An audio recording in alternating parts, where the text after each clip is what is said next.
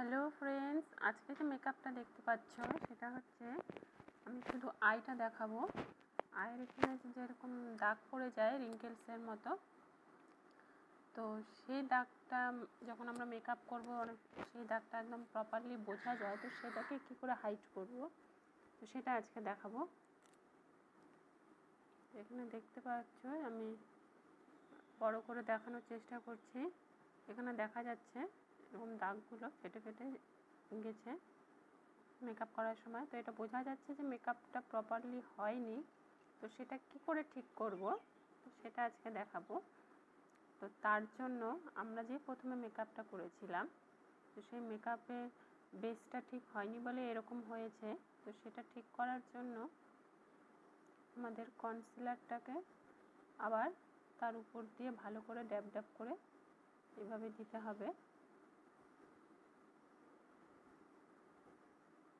যাতে স্কিনের সাথে একদম মিশে যায়।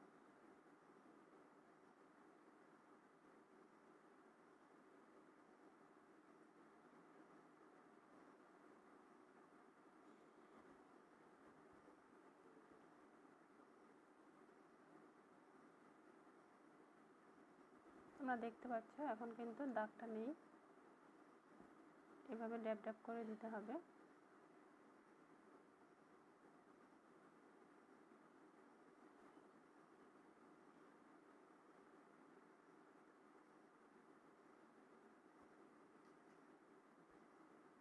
এরপর আমি একটা পাউডার ইউজ করব।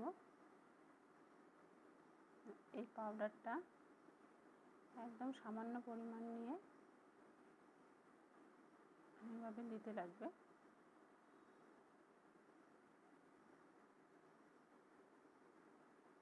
স্যান্ডউইচের শেপের একটা স্পঞ্জ নিয়ে এভাবে পাউডারটা দিচ্ছি।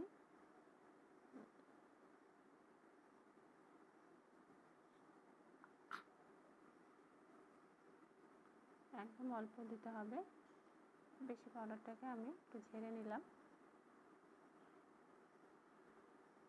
এই পাউডারটা দিলে আমাদের মেকআপটা লক হয়ে যাবে, এরপর স্কিনে এরকম রিঙ্কেলস বা ফেটে ফেটে যাবে না।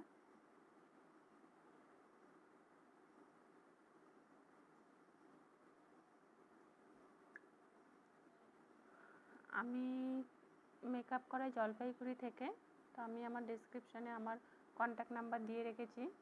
তো আমাদের ক্লাস শুরু হবে সামনের মাস থেকে, 1 মাসের ক্লাস।